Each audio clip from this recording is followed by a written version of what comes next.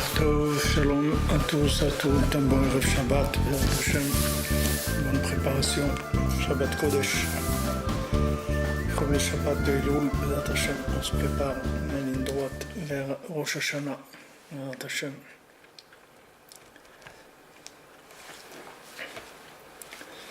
Bien, toujours nos amis qui sont présents là, Bezrat Hashem. Voilà, alors Bezrat Hashem, on continue dans le Chod Rosh Chodesh à la Chazaïn. Pour ceux qui ont écouté à la Chod, c'est page 235.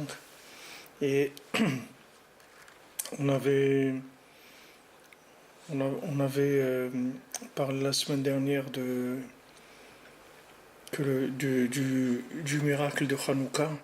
On avait dit que le miracle de Hanouka, en fait, il venait de Rosh Hashanah et de Yom Kippour. C'est ça qui préparait le nes de Hanouka, que par le fait que maintenant on faisait tchouva sur la Emunat Rachamim, c'est-à-dire qu'on faisait tchouva sur le fait qu'on n'a pas eu assez confiance dans les sages. Alors ça permet d'avoir accès à de nouvelles connaissances des sages qui vont nous servir, qui vont nous faire servir dans des conseils pratiques. C'est-à-dire qu'en fait, c'est pourquoi on n'arrive pas à trouver des conseils pratiques pour chaque chose, alors que les tzadikim, ils ont préparé pour chacun tout ce dont il y a besoin. C'est-à-dire les tzadikim, ils ont tout mis en place. Mais le fait qu'il n'y a pas d'emunat rachamim, il n'y a pas assez de confiance, alors on n'arrive pas à adapter, si on veut, la connaissance, elle n'arrive pas à descendre jusqu'à nous, de manière à se transformer en conseil. Vous voyez, des fois, des fois vous parlez à quelqu'un, de quelque chose, pour n'importe quoi dans la vie, même une formation professionnelle, et vous allez voir la différence entre la personne qui est déjà projeté dans l'action et la personne qui écoute ça, mais de façon comme ça, un petit peu touriste comme ça.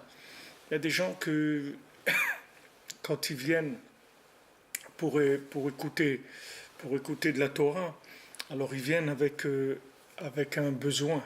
Je veux dire, ils ont un besoin de trouver des conseils. Alors ces gens-là, ils ont un Emunat Rachamim, ils ont la confiance dans les sages. Et l'enseignement des sages, il va descendre jusqu'à leur niveau pour leur donner les conseils concrets dont ils ont besoin. Tandis que celui qui vient, qui écoute la Torah des tzadikim comme étant des enseignements intéressants, des belles paroles, ou des chidushim de Torah, des choses qui sont intéressantes à voir, des belles comparaisons de l'histoire, des choses comme ça. Alors c'est sûr qu'eux, ils n'arrivent pas à faire des rapports avec leur vie. Ils ont pas, ça n'a pas un rapport direct avec leur vie. Le rapport de l'enseignement par rapport au vécu de la personne, et il dépend de combien d'émouna la personne elle investit dans l'enseignement. L'enseignement lui-même, il est complet. L'enseignement, il est éternel, il va jusqu'au bout de tout ce qu'il y a dans le monde, et après, etc. Il n'y a pas de limite. Seulement nous, ça dépend comment on approche l'enseignement.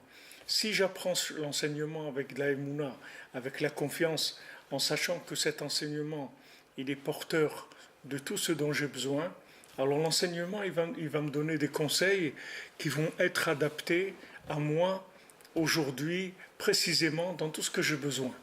Tout dépend de combien je m'investis dans la confiance dans l'enseignement. Donc c'est pour ça que le nes de Hanouka, il est venu Béhémet de Yom Kippour, de Rosh Hashanah de Yom Kippour. Parce que comme Rosh Hashanah et Yom Kippour, on fait tchouva sur la Emunat Rachamim, c'est-à-dire on fait tchouva sur le fait qu'on n'a pas eu assez confiance dans les sages. Donc ça va faire que quoi ? Ça veut faire qu'on va pouvoir lutter contre contre les Grecs avec leurs idéologies. Mais sinon, on peut pas lutter contre les Grecs.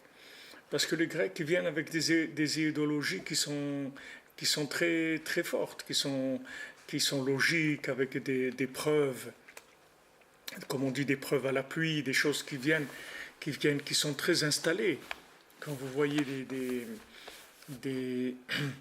des présidents parler ou des gens importants, vous avez l'impression qu'ils sont sérieux, c'est-à-dire ce qu'ils disent c'est sérieux. Maintenant, si vous voulez arriver à sortir de l'emprise de ces choses-là, c'est pas par votre connaissance que vous allez arriver. C'est uniquement si vous arrivez par la confiance dans les tzadikim à recevoir des conseils pratiques qui vont vous éloigner de toutes leurs bêtises. C'est là où vous allez vous rendre compte que c'est des bêtises. Sinon, vous n'allez pas vous rendre compte. Parce que ces gens-là, ils sont dans le temps, ils sont là, ils sont présents, et qu'ils disent des choses qui ont l'air très concrètes, très sérieuses. Ça a l'air des théories qui sont sérieuses. C'est pas des choses c'est pas des folies. Ils sont pas en train de dire des folies. Ils sont en train de dire des choses qui sont qui ont l'air sérieuses. Attendez, excusez-moi, il y a quelqu'un qui dit que le son il est un peu faible. Le son un peu faible, je vais monter au maximum. Voilà le maximum du son, de ce que je peux faire pour le micro. Donc maintenant elle est pas difficile, c'est-à-dire le texte, le texte les textes des tzadikim, c'est du Ruach HaKodesh. C'est du Ruach HaKodesh, c'est-à-dire c'est tout du souffle divin. Donc ce souffle divin, il est porteur de tout ce qu'on a besoin. Seulement, ça dépend, moi, combien je l'accrédite, ce texte-là. Est-ce que moi, dans ce texte-là, je suis persuadé que ce texte, il a ma solution. Si moi, je suis persuadé qu'il a ma solution, alors la solution va se révéler à moi. C'est-à-dire que je vais trouver le conseil qui est adapté à moi-même, à ma vie, et je vais savoir quoi faire. Mais si maintenant j'ai une approche du texte avec une émouna qui est pas très très très grande, alors le texte il va me fournir aussi des éléments qui sont pas des conseils qui sont 100%. C'est des conseils qui sont un petit peu boiteux. Mais c'est pas par rapport au texte. Le texte, il porte le conseil parfait. Selon moi, il faut que je m'investisse plus dans la confiance dans le texte. Plus je vais avoir confiance dans les chachamim qui ont écrit le texte, et plus le texte il va se révéler à moi. C'est pour ça que Rabbeinu dit que quand on étudie un livre, c'est bien de dire le nom de celui qui a écrit le livre. C'est ici par exemple on étudie Rabbi Yosef Karo, le Shulchan Aruch. Alors avant d'étudier le Shulchan Aruch, on dit voilà, maintenant je vais étudier le Shulchan Aruch qui a été écrit par Rabbi Yosef Karo. De manière à ce que maintenant le souffle divin qu'il a eu Rabbi Yosef Karo au moment où il écrit le Shulchan Aruch, il puisse se déclencher et pouvoir me donner une compréhension claire du texte. Clair, ça veut dire adapté à l'endroit où je me trouve aujourd'hui, à mon époque, à ma situation, à tout. Que je sache exactement. Pourquoi les gens, ils n'arrivent pas... Il y a des gens... J'ai parlé avec quelqu'un cette semaine. Alors quelqu'un, à un moment, il dit, bon, je vais aller en Israël, je veux monter en Israël quelques mois, passer quelques mois en Israël. Après, quelques semaines après, il dit, peut-être c'est pas le moment, je crois pas que je vais aller maintenant. Alors maintenant, qu'est-ce qui a changé entre le moment où la personne elle voulait aller pour 2-3 mois et maintenant elle a décidé que non, c'est pas le moment. C'est que les choses sont devenues plus claires pour elle, c'est-à-dire plus évidentes. Qu'est-ce qui a fait que c'est plus évident? C'est la Emunat Chachamim, c'est tout. C'est-à-dire plus la Emunat Chachamim elle est forte, plus ça tranche, c'est-à-dire que vous arrivez à trancher dans les propositions de ce monde. Parce que ce monde, il va vous proposer beaucoup de choses. Le monde, il va vous proposer énormément de possibilités. Maintenant, qu'est-ce qui va vous permettre de trancher? Qu'est-ce qui va vous permettre de trancher? On vous propose, par exemple, 2 postes de travail. Un travail là, un travail là-bas. Ok, maintenant, logiquement, vous analysez les deux propositions. Les 2 propositions, elles ont l'air bien. Alors qu'est-ce que je vais choisir? Qu'est-ce que je vais choisir? C'est difficile de trouver. Voilà, les deux, ils ont l'air bien. Alors comment je vais choisir? Pourquoi maintenant je ne sais pas quoi choisir? C'est parce que la Emunat Chachamim chez moi, elle n'est pas assez forte. Donc les choses, elles ne sont pas assez triées, elles ne sont pas assez éclairées. C'est comme si vous voulez un texte, il n'y a pas assez de lumière. Des fois, vous lisez dans le train ou dans le bus ou dans la voiture, il n'y a pas assez de lumière.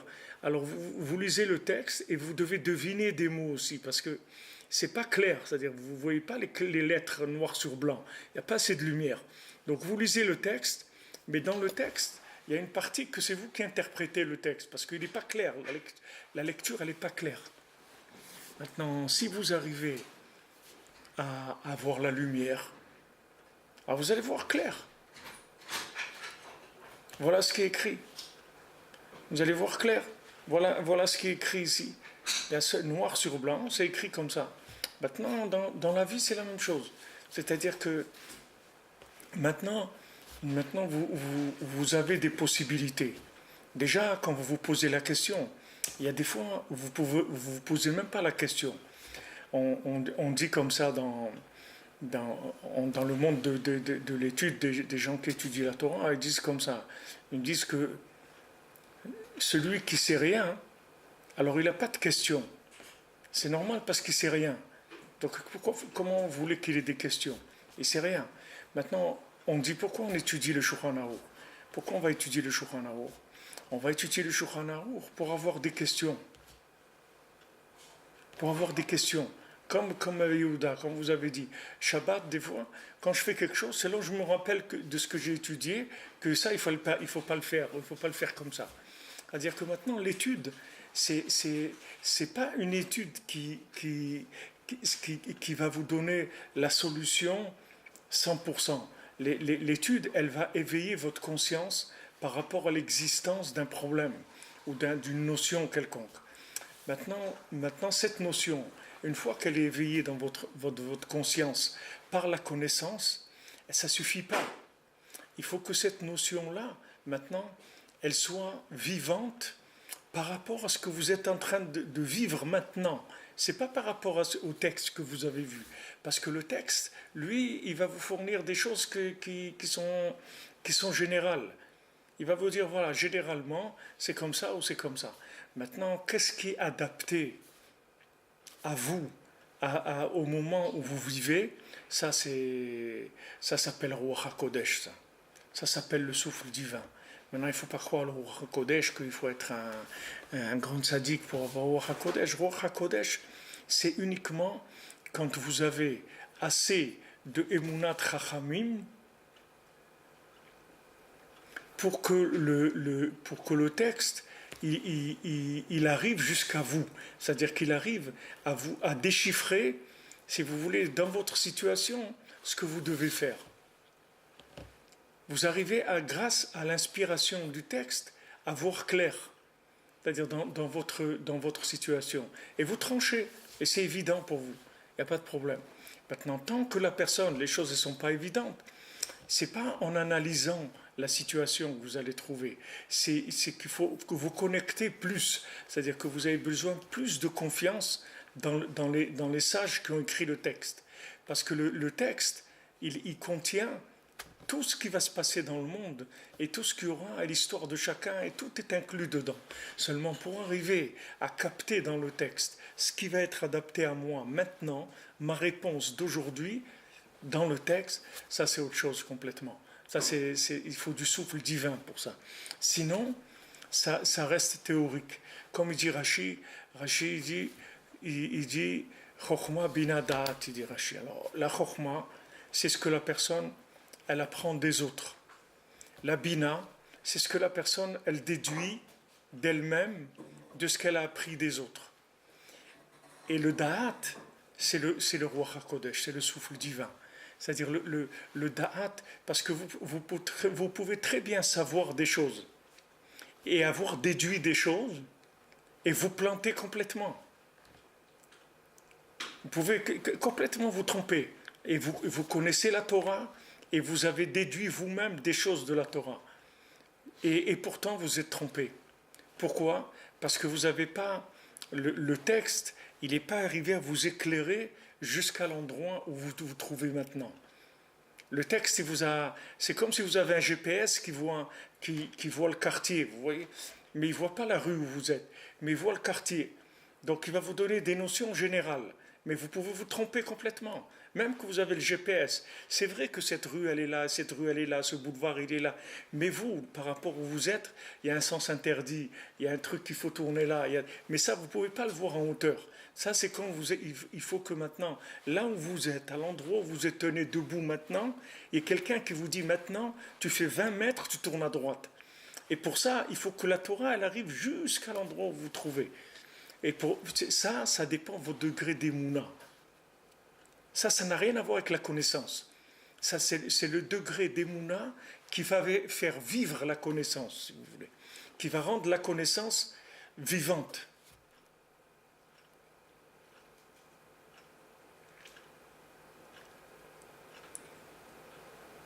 Il faut Shlema pour M. Besnenou, il a très mal. Alors, Bezat Hashem, qu'Hachem il vous donne une bonne santé. Non, le Ruach HaKodesh, ce n'est pas des Chidushim. Le Ruach HaKodesh, c'est la connaissance adaptée aux besoins du moment. C'est ça le Ruach HaKodesh. Le Ruach HaKodesh, c'est quand on a découvert ce qu'on devait faire maintenant. Grâce à la connaissance de la Torah, mais de la connaissance de la Torah avec de la Emouna. Comme si vous prenez maintenant un texte de la Torah, un texte de halacha dans la Torah. La Torah, elle ne va pas vous dire tous les tenants et les aboutissants de la halacha. La Torah, elle vous dit, voilà, il faut être Shomer Shabbat. Ça veut dire quoi, Shomer Shabbat? Eh bien, il y a 39 travaux. Ça veut dire quoi, 39 travaux? Ça veut dire quoi, 39 travaux? Alors là, il y a le travail de ça. Oui, mais attends, mais... Tous les 39 travaux, on apprend du Mishkan.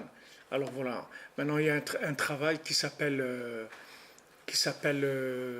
teindre, parce qu'il teignait les tentures pour le Mishkan. Ok.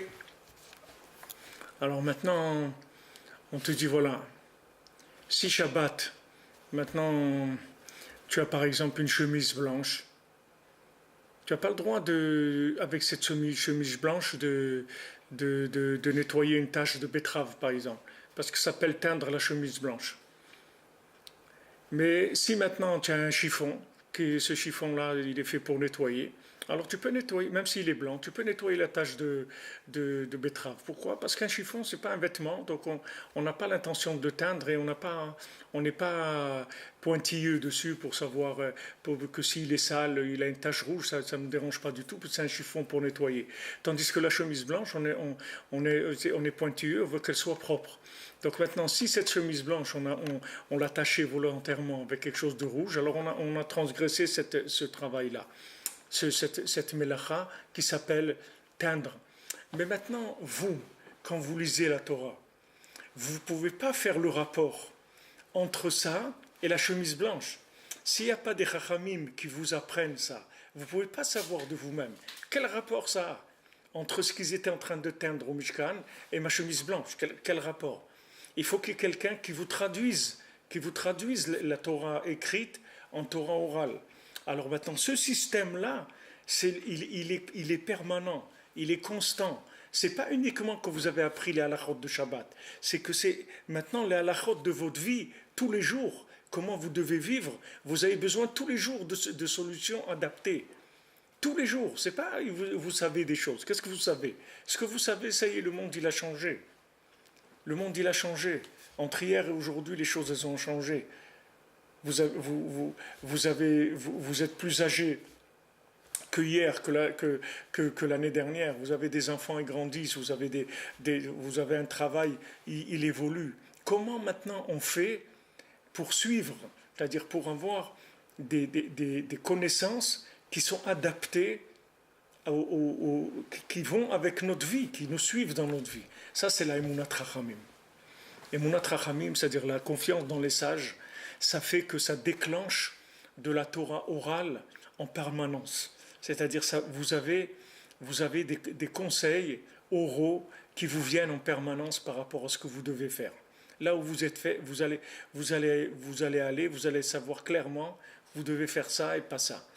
Vous savez combien des gens ils sont. On parle bien sûr, Hachem Ishmor, 6 millions de juifs qui sont morts dans la Shoah, mais il y a beaucoup qui sont pas morts dans la Shoah. Il y a beaucoup qui étaient dans les endroits où il y a eu tout ce qui s'est passé, mais ils sont partis. Ils sont partis. Il y a des gens, quelqu'un que je connais m'a raconté, m'a dit son grand-père, il était dans un café et les gens, il parlait de ce qui était en train de se passer et tout ça. Et cette personne-là, elle a, elle a entendu cette discussion, elle est rentrée à la maison, elle a dit à sa femme et ses enfants, on s'en va, on s'en va. Comment lui, il a compris qu'il fallait partir, et les autres qui étaient en train de parler de ça, ils n'ont pas compris qu'il fallait partir. Qu'est-ce qui a fait que lui, il a compris et que les autres, ils n'ont pas compris? Pourtant, les mots, c'est les mêmes. Vous comprenez? Les mots, c'est les mêmes. Quelqu'un, il a entendu une information. Quelqu'un, il a entendu, il y a le feu. Ok? Alors, un, il va partir et un, il va rester. Donc, ça veut dire qu'il a entendu, il y a le feu. Il n'a pas fait de rapport avec l'endroit où il se trouve et qu'il faut qu'il se bouge. C'est-à-dire que s'il ne fait pas quelque chose, il va lui arriver des problèmes. Alors il y a des gens, ils entendent des choses. On entend des choses tout le temps. Le problème, ce n'est pas ce qu'on entend. Le problème, c'est l'interprétation de ce qu'on entend. Est-ce que ce qu'on entend, ça fait un déclic ou ça ne fait pas un déclic? Voilà, maintenant, il y a, je ne sais pas quel idiot en France, il a dit, maintenant, il faudrait faire passer une nouvelle loi d'interdire aux Juifs de faire la Aliyah. Parce que quand les Juifs ils font la Aliyah, ils vont soutenir l'exploitation des Palestiniens ou la guerre contre les Palestiniens. Donc on a une responsabilité. Si on laisse monter les Juifs de France en Israël, ça veut dire qu'on encourage les Juifs à massacrer les Palestiniens. Ok, c'est mignon, c'est une théorie. C'est une théorie. C'est une théorie comme une autre. Ça peut mordre à l'hameçon. Ça peut ne pas mordre à l'hameçon. Ça peut s'accrocher comme Hitler ou comme Marx ou comme Trotsky ou n'importe qui, ou Lénine. Ça peut mordre, ça peut ne pas mordre. Voilà, Lénine, ça a mordu et quelques dizaines d'années après, c'est tombé complètement à l'eau. Personne n'est intéressé par ça. Et pourtant, au moment où c'était fort, tout le monde était... Il y a un moment où les gens, ils ont mordu à ça. Les gens, ils ont pas... Ok. Maintenant, quelqu'un, il entend ça. Quelqu'un, il entend une information comme ça. Ben, je suis sûr qu'il y a des gens, quand ils ont entendu ça, ils sont rentrés chez eux à la maison, ils ont dit, hé, mais Saouda, on fait la valise, on s'en va. Il dit, mais pourquoi? Je te dis, on s'en va, c'est fini. J'ai entendu quelque chose là on s'en va, il ne faut pas rester là. Il ne faut pas rester là. Maintenant, qu'est-ce qu'il y a eu? Il y a eu que l'information, elle est arrivée chez lui avec une clarté pour lui à ce moment-là que quelqu'un d'autre n'a pas entendu. Maintenant, qu'est-ce qui fait qu'il entend les messages clairs? C'est son degré de foi dans les sages. Plus il a la confiance dans les sages, et plus les sages ils peuvent lui traduire la Torah dans son langage, avec son positionnement, avec ses forces. Ils peuvent lui donner la chose qui est adaptée à lui, le conseil adapté exactement, 100% sur mesure par rapport à l'endroit où il est. Sinon, c'est des interprétations qui peuvent être un petit... Ils sont aléatoires. C'est-à-dire que ça peut marcher, mais ça peut ne pas marcher aussi. C'est-à-dire la parole, elle n'arrive pas jusqu'à la personne. Donc ça, c'est très important de savoir ça, que maintenant mon degré de foi dans les sages, c'est ce qui va me donner accès à la parole divine adaptée à ma vie aujourd'hui. Et je vais savoir exactement quoi faire. Exactement, ça va être clair pour moi. Je sais que maintenant, il faut faire ça. Et, et, et pas autre chose. Pourquoi? Parce que du moment où j'ai la foi dans les sages, alors comme on a vu ici, ça multiplie les livres. Qu'est-ce que ça veut dire, ça multiplie les livres? Ça multiplie les adaptations de la parole divine par rapport à chacun là où il se trouve. C'est ça la multiplication des livres. La multiplication des livres, ça veut dire que maintenant, on va trouver des textes qui sont adaptés. Par exemple, si vous prenez Hillel et Shammai, et qu'est-ce qui est vrai? Qu'est-ce qui est plus vrai? C'est Shammai ou c'est Hillel? Non, les deux c'est vrai. Seulement Shammai, c'est pas pour maintenant. C'est vrai, tout ce qu'il a dit Shammai, c'est vrai. C'est Emet les Amito. Il n'y a aucun. Il y a aucune. Pas un cheveu de mensonge. Tout ce qu'ils ont dit, la yeshiva de Shammai, c'est vrai 100%. Mais c'est pas pour maintenant. C'est tout. Hillel, c'est aussi vrai que Shammai, mais ce que ça a de plus, c'est que c'est adapté à maintenant. Alors si vous prenez dans le mot Hillel, vous allez voir, il y a le mot Hallel. Hallel, ça veut dire les Hallel, chanter pour Hachem. Ça veut dire quand vous avez trouvé votre solution, vous chantez. Quand vous avez chanté, ça veut dire que vous avez trouvé comme on dit, la poule qui chante, elle a fait l'œuf. C'est-à-dire celui qui chante, c'est qu'il a trouvé son truc, il est joyeux, il chante. Donc Hillel, il donne la joie, parce que Hillel, il vous donne une Torah qui est adaptée à maintenant. Shammai, comme on dit en français, c'est chamailler en français. Chamailler, ça veut dire que maintenant, Shammai, il rentre dans la rigueur. Shammai, il vous amène une Torah qui est extraordinaire, mais elle est c'est trop rigoureux. C'est trop rigoureux. Par rapport à nous maintenant, il viendra un moment où on sera tellement avancé que ça ne sera pas rigoureux pour nous. C'est-à-dire que ça sera normal. Alors maintenant, imaginez-vous chacun, là où il est. Il a besoin de paroles adaptées à l'endroit où il se trouve. Si vous lui dites une parole trop forte, alors ça ne lui sert à rien. Si vous lui donnez une parole trop faible, ça ne lui sert à rien. Il lui faut une parole qui soit adaptée à l'endroit où il se trouve. Donc maintenant, si tu veux la parole adaptée, il faut que tu aies confiance dans les sages. Et c'est pour ça qu'il y a des choses que, même aujourd'hui, on fait comme Beth Shammai. Il y a des choses que même aujourd'hui, on fait comme Shammai. Pourquoi? Parce que dans toute sa rigueur, Shammai, il a quand même eu des choses qui étaient quand même viable pour les gens. Était viable. Il y a des fois où les sages ils ont voulu, par exemple, instaurer certaines règles, mais ils ont vu que la communauté, elle n'était pas capable de les vivre, et ils ont pas instauré. Pourtant, ces règles-là, elles étaient vraies. Ce pas des règles, ils ne voulaient pas embêter les gens, ils voulaient faire des règles pour les aider. Mais ils ont vu que le niveau des gens, par rapport à la rigueur que ça demandait, ils n'étaient pas capables. Donc ils ont dit, ok, on enlève, c'est tout. Il y a pas Parce que nous, ce qu'on veut, c'est faire avancer les gens. On ne veut pas leur donner des choses qui les font reculer, qui les font se décourager ou autre. On veut que les gens avancent. Donc on veut leur donner un enseignement adapté à l'endroit où ils se trouvent. Alors c'est quelque chose de fondamental. C'est quelque chose de fondamental. Tous les gens qui se sont trompés dans leur vie, c'est parce qu'ils n'avaient pas confiance dans les sages, c'est tout. S'ils avaient eu confiance dans les sages, ils auraient eu la parole orale adaptée à leur niveau d'aujourd'hui.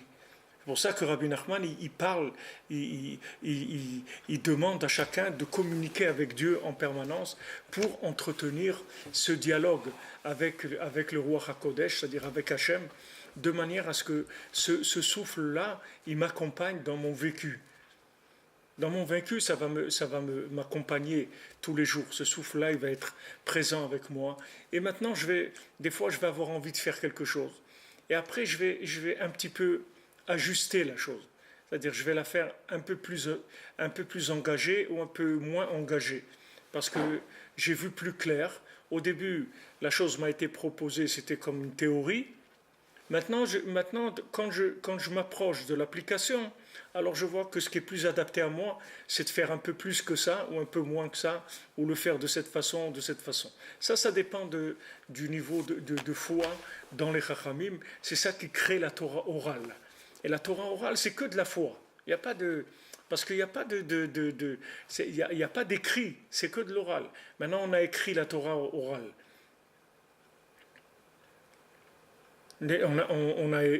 On a écrit la Torah orale, mais normalement on n'aurait pas dû l'écrire. Mais on l'a écrit parce que cette Torah orale, maintenant, elle correspond à de l'écrit par rapport à ce qu'on vit. C'est-à-dire qu'on a besoin maintenant de la Torah orale, de cette Torah orale-là. Bien qu'elle soit orale, mais du moment où elle a été écrite, c'est avec les Chachamim, ils ont vu qu'elle était plus porteuse d'un message vivant. Donc elle pouvait s'écrire comme le Chumash, comme Bereshit, la même chose. De la même manière qu'on ne connaît pas les halachot par rapport aux 5 livres de la Torah, la même chose, on ne connaît pas les halachot par rapport à la Mishnah, par rapport à la Gemara, on ne connaît pas les halachot. Donc on a eu besoin, on a écrit. Donc on a écrit, on l'a rendu de la Torah écrite, parce que la génération, elle était plus connectée de manière vivante à ces textes-là. Et maintenant, il y a des nouveaux enseignements, que ces nouveaux enseignements, ils sont là pour nous permettre de vivre la Torah, mais de manière adaptée. Parce que si on n'a pas une Torah qui est adaptée à notre vécu, on va se casser la figure. Ou on va se partir, ou on va se brûler, mais on ne va pas arriver là où on doit arriver. Donc ça, c'est, si vous voulez, c'est la façon de pouvoir lutter contre les influences extérieures. Comment les gens ils se font attraper par des influences extérieures? Comment quelqu'un il peut vous faire, comment quelqu'un il peut vous faire gober des choses qui sont aberrantes, qui sont aberrantes, et il peut vous les faire gober. Et vous pouvez vous réveiller des années après et vous rendre compte que vous êtes fait complètement embrouiller, embobiner. Comment ça s'est arrivé? Parce que lui, la personne qui va vous venir vous embrouiller, lui, il a un Yetzirah qui est adapté au temps. Lui, c'est un Yetzirah adapté au temps.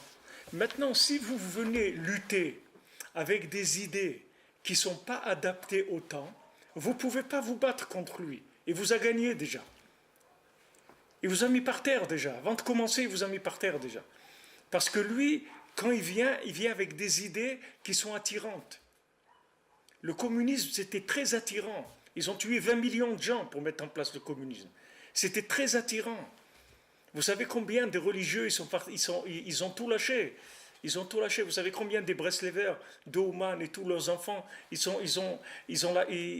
lâché. Ils ont tout lâché parce que c'était très attirant. Aujourd'hui, quelqu'un va vous parler du communisme, ça vous fait rigoler. Parce qu'il est mort. Il est mort dans le temps. Le temps qu'il a créé, c'est le temps qu'il a emporté, c'est tout. Quand la Gemara elle dit que Esav, l'Occident, c'est comme une tempête. Il dit quand tu vois la tempête, rentre chez toi, attends, tu vas voir, elle va passer la tempête. Elle va durer, le temps qu'elle va durer, elle va passer. Et quand tu vois l'Occident qui attaque avec des théories, des trucs, des nouvelles choses, les gens ils sont très attirés, c'est à la mode, tout le monde fonce là-dessus. Tu vas voir, le temps, le temps lui-même, il va détruire la chose. Mais seulement pendant la période où la chose, elle bat son plein, il y a des gens qui vont tomber là-dedans. Pourquoi ils vont tomber là-dedans? Parce que la Torah qu'ils ont, c'est une Torah de vieillerie. C'est une Torah qui n'est pas adaptée au vécu. Donc il vient avec des armes qui ne sont pas adaptées. Il n'a pas des outils adaptés pour lutter contre les intempéries qu'il y a maintenant. Il y a des intempéries, il y a des gens qui vont venir avec des théories. Combien de juifs aujourd'hui qui sont anti-juifs, anti-israéliens, anti-Torah, anti-sionistes, anti-trucs, des juifs et qui sont persuadés. Ils sont persuadés parce qu'ils ont mordu aux théories de la gauche. Parce que c'est à la mode. Il y a une période, pendant la guerre des 6 jours, où d'être pro-israélien, c'était ça la mode. La mode, c'était waouh, Israël, la meilleure armée du monde. En 6 jours, ils ont vaincu des trucs. Waouh, tout le monde. Ils ont sorti des livres, ils ont fait des louanges. Waouh, la super armée. Maintenant, c'est complètement, tout a changé. C'est autre chose. Qu'est-ce que c'est? Des assassins, ils tuent des enfants, ils trucs. Mais où c'était avant? Pourquoi avant c'était pas des assassins et maintenant c'est des assassins? Pourquoi avant c'était des gens super et maintenant ils sont plus super? Qu'est-ce qu'il y a eu? Il n'y a rien eu. C'est que ça, c'était de la mode, c'est tout. Il n'y avait rien là-dedans. Ni à l'époque de la guerre des 6 jours, il y avait quelque chose, ni aujourd'hui, il y a quelque chose. C'est rien, c'est des modes. Donc les gens, ils sont sur le mode de la mode, c'est tout. Ils fonctionnent sur le mode de la mode. Donc maintenant, ce qui est à la mode, c'est ça. Alors combien de juifs, ils tombent là-dedans? Combien de juifs ils sont dans BDS, dans des trucs, ils sont là-dedans, ils écrivent des trucs anti-juifs, anti-sionistes, anti-israéliens. Pourquoi? Parce qu'ils sont fait mordre par le temps. Pourquoi ils sont fait mordre par le temps? Parce que leur connaissance du judaïsme, c'est une connaissance de musée. Ce n'est pas une connaissance réelle, qui est adaptée actuellement. Et si vous n'avez pas des outils adaptés, vous êtes perdu d'avance. Vous êtes perdu d'avance. C'est pour ça que Rabbi Nachman te dit, parle avec Hachem tous les jours. Ne laisse pas un jour sans parler avec Dieu. Parce que si tu ne parles pas avec Dieu un jour, l'autre, le Staline des temps modernes, lui il est là, et lui il te parle tous les jours. Parce que lui te parle à la radio, quand tu sors dans la rue, dans les supermarchés, dans les emballages, dans l'étiquetage, dans la musique, dans l'art, dans tout. Lui te parle sans arrêt, lui ne s'arrête pas une minute. Donc maintenant, si tu ne prends pas le soin de parler avec Hachem tous les jours, tu peux te faire attraper.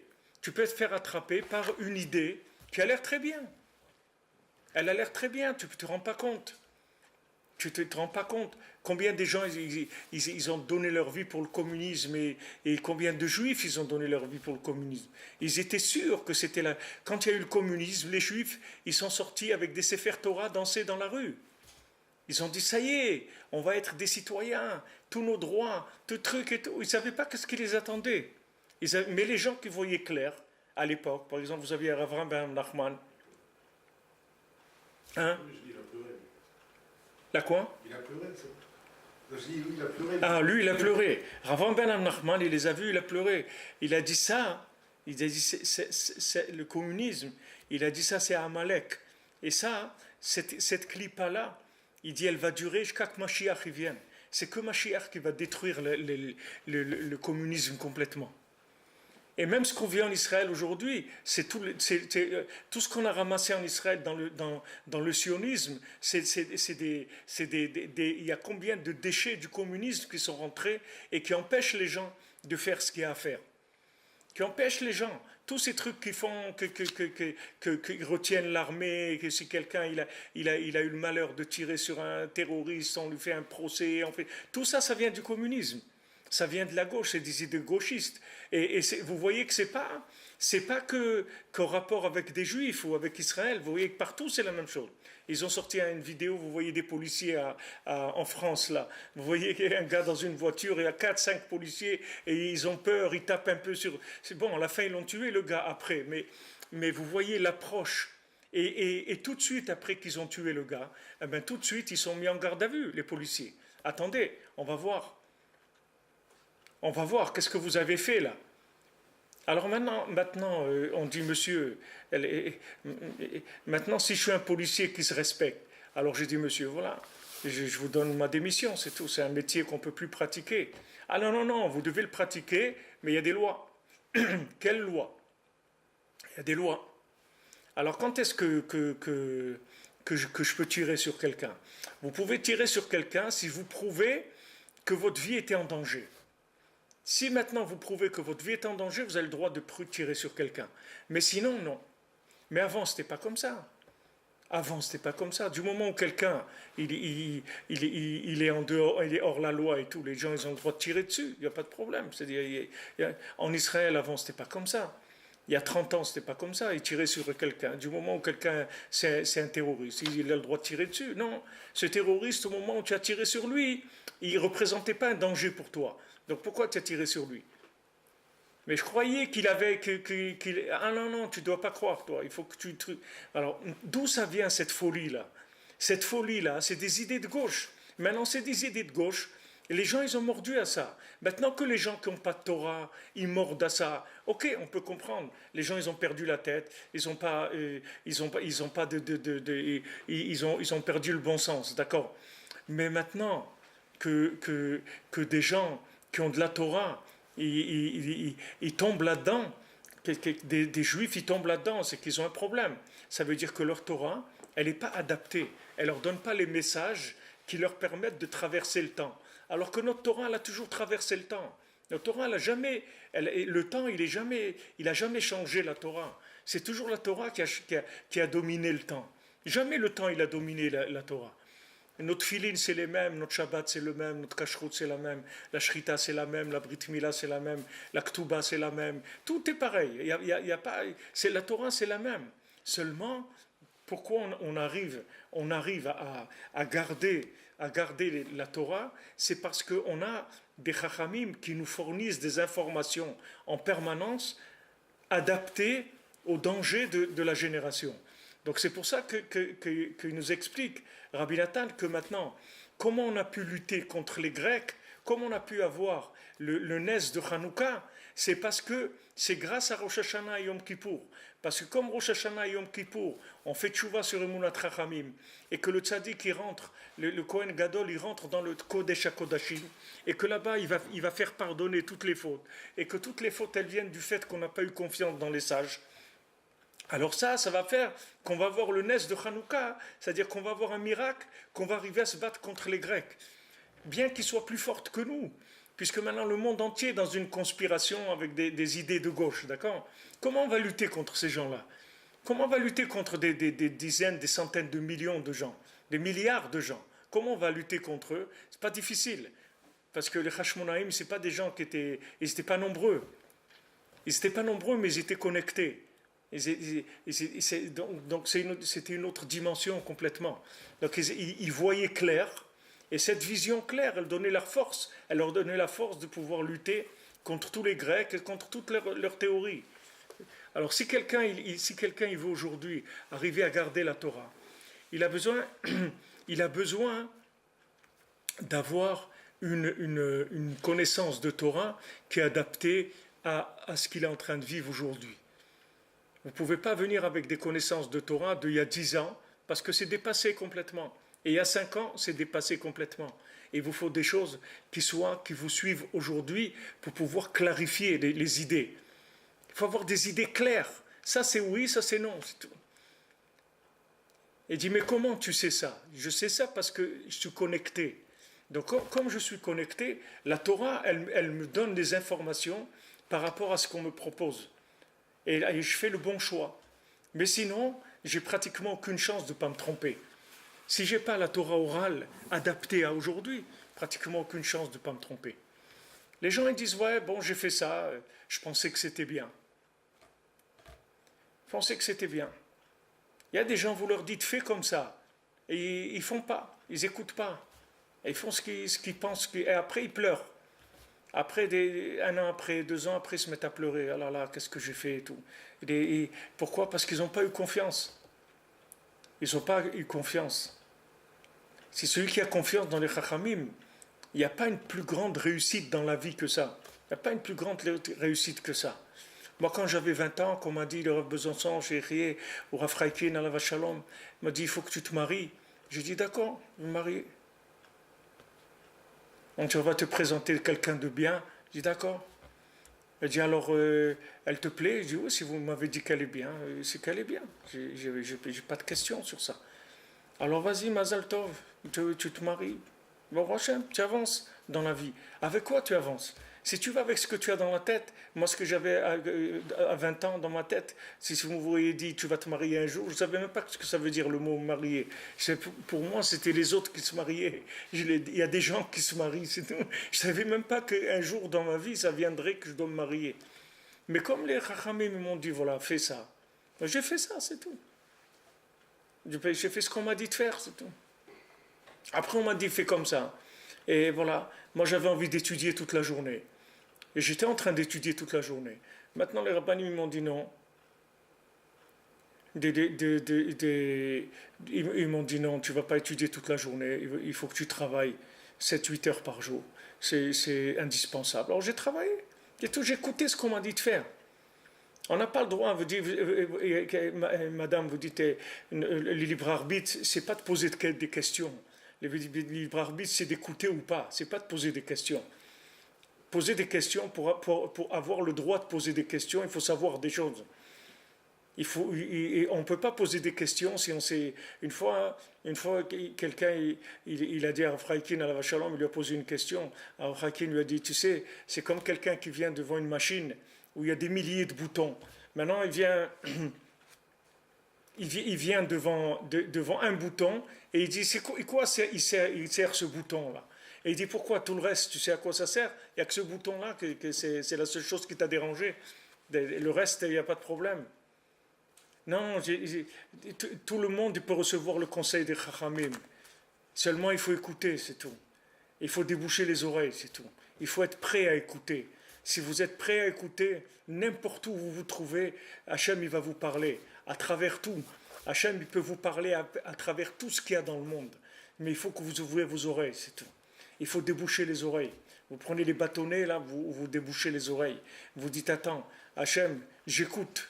Hachem, je t'écoute, je suis prêt à t'écouter, je veux t'écouter, donne-moi les conseils qu'il faut, je veux t'écouter, aie pitié de moi, je ne sais pas ce que je vais faire dans ce monde, je ne sais pas ce que je vais faire de ma vie, je suis un idiot, je ne sais rien du tout, aie pitié de moi, dirige-moi, ne me laisse pas me perdre, je t'en prie, dis-moi ce qu'il y a à faire. Et vous allez voir que si vous faites ça, vous allez voir que vous allez entendre les informations. Que même le gars de TF1 qui est en train de parler, il va vous dire à vous qu'est-ce que vous devez faire aujourd'hui. Sans le savoir, sans savoir. Parce qu'Hachem, il utilise tout ce qu'il y a dans le monde pour vous parler. Seulement, il faut être prêt, il faut ouvrir ses oreilles et il faut ouvrir son cœur. Il faut ouvrir son cœur et ses oreilles et être prêt à écouter. C'est pas facile d'écouter. C'est surtout quand on est influencé par les Grecs, c'est pas facile d'écouter. Parce qu'on a toute notre construction, toute notre base, elle va dans un autre sens. On a envie de faire d'autres choses. C'est-à-dire, il y a d'autres choses qui nous attirent, on pense d'autres choses. Et on doit se soumettre à des moments et faire des choses qui ont l'air d'être complètement contre ce qu'on a compris. Moi, quand j'étudiais à l'Yeshiva, on m'a dit, tu vas arrêter d'étudier toute la journée, tu vas aller travailler. Ça allait à l'encontre de tout ce que j'avais compris et de tout ce que je ressentais et tout ce que je voulais. Et pourtant, je l'ai fait. Pourquoi je l'ai fait? Parce que j'ai eu confiance dans les sages, plus que dans tout ce que je savais ou ce que je sentais ou ce que j'avais. Même si j'ai lu qu'il faut étudier la Torah le jour et la nuit, je savais que ça même que je lis, je ne sais pas ce que ça veut dire. Pourtant, c'est clair. Tu étudieras la Torah le jour et la nuit. D'accord? Mais ce que tu ne sais pas, c'est pour qui c'est dit ça. Qui tu es toi par rapport à ça. Et ça, tu ne peux pas te rendre compte. S'il n'y a pas un sage qui te donne l'information, tu ne peux pas savoir où tu te trouves.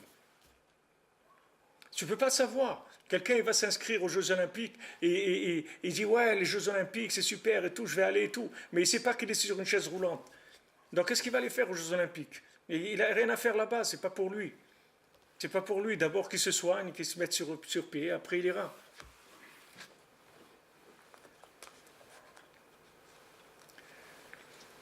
Alors maintenant, si vous avez votre oreille gauche qui se bouge tout le temps, il faut prier Hachem, il faut demander à Hachem qu'il vous débouche les oreilles. Être prêt à écouter avec la gauche comme avec la droite. Moi, je connaissais un Breslever à la Shalom, Rav Dov Ber à la Shalom. C'était un Breslever. Il est niftar il y a une vingtaine d'années. Et lui, à un moment, il est devenu sourd, mais complètement. Mamache complètement, il n'entendait plus rien du tout. Rien. Et il est venu à Ouman, et il a mis ses oreilles sur le kever de Rabbeinu. Il lui dit, Rabbeinu, j'ai besoin d'entendre la Torah. Je vais à des cours de Torah tous les jours, j'ai besoin d'entendre. Tu ne peux pas me laisser sans les... Et bon, Hachem, il est parti de là-bas, il a retrouvé toute Louis, et elle s'est mise à marcher. Mais si quelqu'un fait les Louis XV, il va rien entendre. Il va rien entendre. Alors c'est comme ça, tout, chacun ce qu'il a, c'est des choses par rapport à là où il se trouve. Il faut être prêt il faut être prêt à s'engager dans la Emouna. Et s'engager la Emouna, Rabbeinu dit, c'est Davka, dans ce que tu ne comprends pas. C'est là où la Emouna, ça s'appelle de la Emouna. Si tu comprends, ça ne s'appelle pas de la Emouna. La Emouna, c'est quand tu ne comprends pas. Quand un sage, il te dit, tu vas tourner à droite, et toi, tu es sûr qu'il faut aller à gauche. Et tu vas l'écouter, c'est tout. Parce que, parce que tu l'accrédites à lui plus que toi, c'est tout. Alors, Baruch Hashem, il y a de la Torah, et la Torah, elle est partout. Et la Torah, elle circule partout, dans tous les endroits où vous vous trouvez. La Torah, elle circule dans le métro, elle circule dans le prise unique, elle circule à Carrefour, elle circule partout où vous vous trouvez, il y a de la Torah. Hachem, il peut vous parler à n'importe quel moment de votre vie. Il y avait un monsieur une fois qui venait étudier avec nous à Aix-les-Bains. Il venait de Thonon-les-Bains. Il venait le dimanche. Il venait de Thonon-les-Bains, je crois que ça s'appelle comme ça. Thonon-les-Bains. Il venait de là-bas le dimanche. Et il étudiait avec, il étudiait avec nous. On était avec le Rav Besançon, il étudiait avec nous. Et dans l'étude, c'est sorti que c'était important d'apprendre à lire l'hébreu. C'est important d'apprendre à lire l'hébreu, de savoir lire, etc. Ok. Alors maintenant, il est reparti chez lui à Thonon là-bas, et il était assis dans un café, et il avait sa tasse de café, et il lisait le journal. Maintenant, à un moment, quelqu'un vient, il lui arrache le journal, et il dit, qu'est-ce que tu fais avec un journal, toi? Tu ne sais pas lire. Qu'est-ce que tu fais avec le journal? Allez, il lui a arraché le journal. Quand il a entendu ça, il a compris que c'est Hachem qui lui parle, qui lui dit, allô, mon ami, tu ne sais pas lire. Et tout de suite, il a cherché des cours d'hébreu, tout de suite, il a appris à lire tout de suite. Vous voyez, mais pourquoi Hachem lui a dit ça? Parce qu'il savait qu'il était déjà prêt à comprendre l'information. Mais si il n'était pas prêt à comprendre l'information, ce monsieur, il serait venu, il aurait tapé sur un journal, il aurait dit, tu sais pas lire. Il aurait dit, oh, c'est un fou, c'est tout. Bon, il n'y a pas de problème, il aurait traité l'information de façon complètement dénuée de sens, c'est-à-dire comme si c'était juste quelqu'un qui venait l'embêter. Mais le fait que maintenant, il a eu une préparation, qu'il a entendu le cours, que le cours, ça lui a ouvert le cœur, et qu'il a eu en lui un regret du fait qu'il ne savait pas lire l'hébreu, Hachem lui a donné le coup de pouce pour qu'il puisse le faire. Donc il n'y a pas c'est pas si vous voulez le texte il va vous préparer, il va vous éveiller la conscience, etc. Mais l'action elle-même, il faut que vous la receviez dans un langage qui est complètement profane. Sinon ça ne va pas marcher. Si on continue à parler un langage qui est un langage de théoricien de Torah, ça ne va pas marcher, ça ne va pas vous suivre. Il faut que maintenant, ce langage-là, il vous éveille le cœur. Le langage de la Torah, il va vous réveiller le cœur. Il va vous donner envie de faire la chose. Une fois que vous allez avoir envie, vous ne faites pas de soucis. Tous les conseils vont venir chez vous. Il n'y a aucun problème. Du moment où vous décidez de vous mettre à l'écoute d'Hachem, vous allez voir qu'Hachem, il va vous parler tout le temps. Tout le temps. Vous allez toujours savoir ce qu'il faut faire. Je vous aurai aucun doute dans votre vie. Et quand vous avez des doutes, il faut demander à Hachem, c'est tout. Et si vous habituez à vivre comme ça, vous allez voir que vous avez tout qui est clair. Vous n'allez pas vous tromper. Parce qu'Hachem, il veut diriger le monde. Hachem, il veut pas laisser les gens se perdre et se détruire. Hachem, il veut diriger le monde. Mais comme maintenant, les gens, ils veulent pas le reconnaître comme roi, il ne peut pas vous diriger.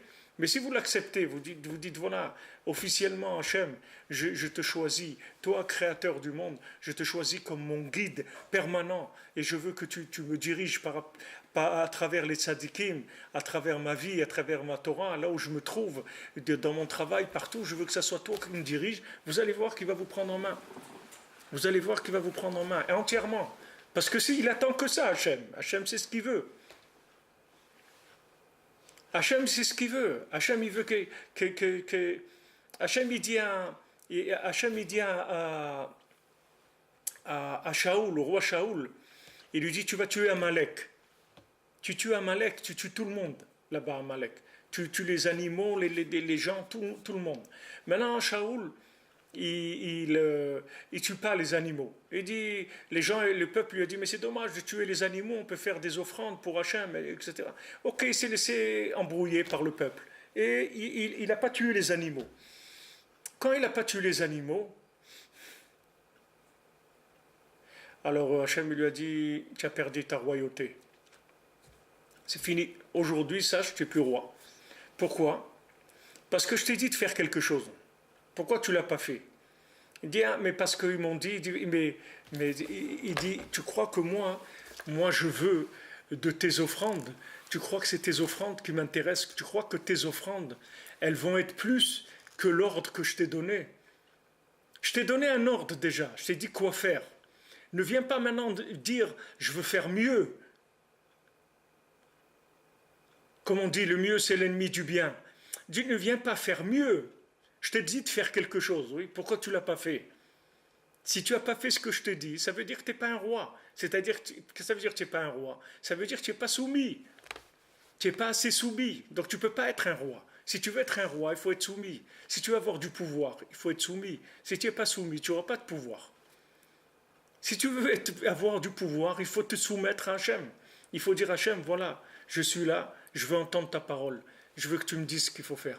Est-ce que tu me dis de faire, je vais le faire. Dis-moi ce qu'il faut faire, tu vas voir que je vais le faire, Bezrat Hachem.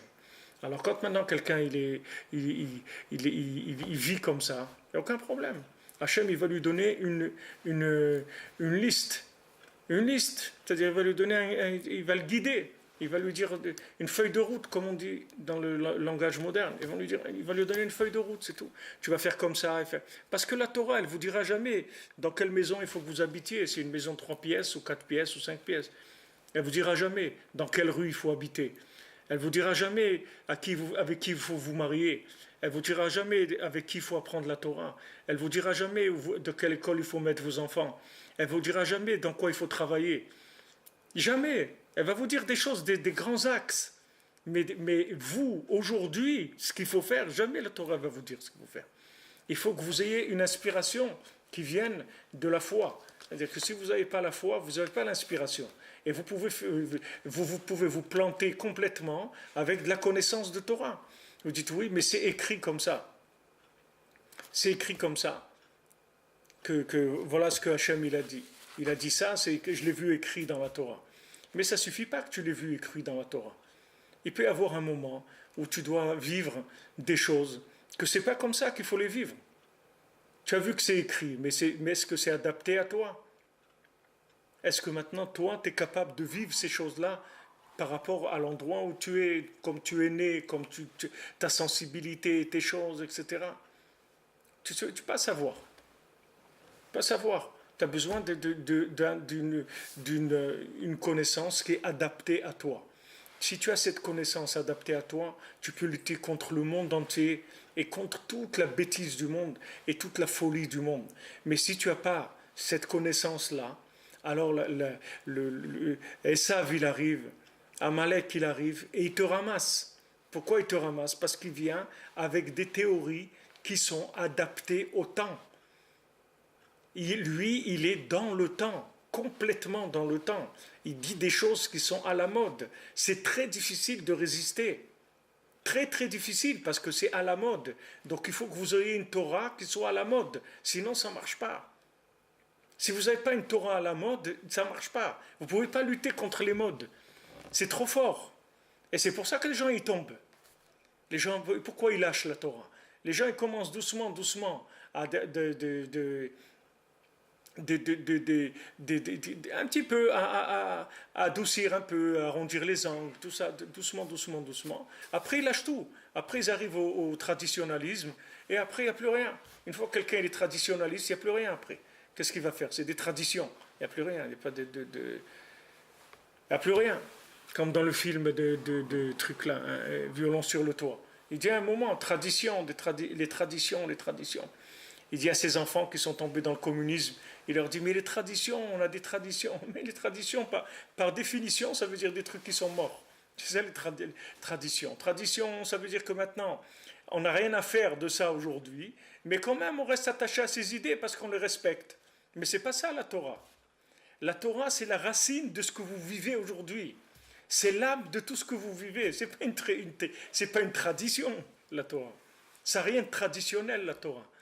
La Torah, c'est la chose la plus à la pointe du développement de ce qu'il y a de nouveau. Par rapport si vous prenez dans ce que vous vivez, chaque moment que vous vivez, la chose la plus nouvelle qu'il y a dans ce que vous vivez, c'est la Torah du moment que vous vivez. C'est ça ce qu'il y a de plus nouveau. Au contraire, tout le reste, c'est que des adaptations. Rabbi Nachman, il dit que le Yetzer Hara, il s'appelle un vieux roi fou. Comme ça qu'il s'appelle. C'est un vieux roi fou. C'est-à-dire, ce qui vous sort, c'est toujours des vieilleries. C'est toujours des vieilleries. Vous voyez, les gens, ils ont la coupe de cheveux aujourd'hui avec la truc, la choupik là, comme ça, et rasée. Mais ça, c'est pas. Vous croyez que quelqu'un il a inventé ça, le fil à couper le beurre, il a inventé ça. Il n'y a personne qui a inventé ça. Si vous prenez des gens il y a 40 ans, c'est toujours les mêmes trucs. Seulement, il attend que les gens les oublient et il les remet sur il les remet sur le marché, c'est tout. Tandis que la Torah, c'est pas du tout comme ça. La Torah, elle est entièrement nouvelle. C'est pas la Torah, elle a rien. La Torah de maintenant, de ce qu'on est en train d'étudier ce soir là, elle n'a rien à voir avec tout ce qu'on a pu étudier avant et tout ce qu'il y a eu dans le monde. C'est quelque chose qui est maintenant. On attrape ce qui est attrapé maintenant et ça y est après. Après, on va passer à autre chose. Parce que c'est adapté exactement au moment où on est en train de vivre. Tandis que ce qui vous vend, Amalek et Esav, c'est que des vieilles trucs. Il les met dans des tiroirs et 20-30 ans après, il les brosse, il enlève la poussière et il les ressort. Et les gens ils disent ah c'est super, mais attends, mais ça tu l'as déjà. Vous savez, la moitié des gens qui écrivent des chansons et tout, qu'est-ce qu'ils font? Ils écoutent des vieilles chansons, c'est tout. Vous croyez vous croyez qu'il y a des vrais créateurs de musique?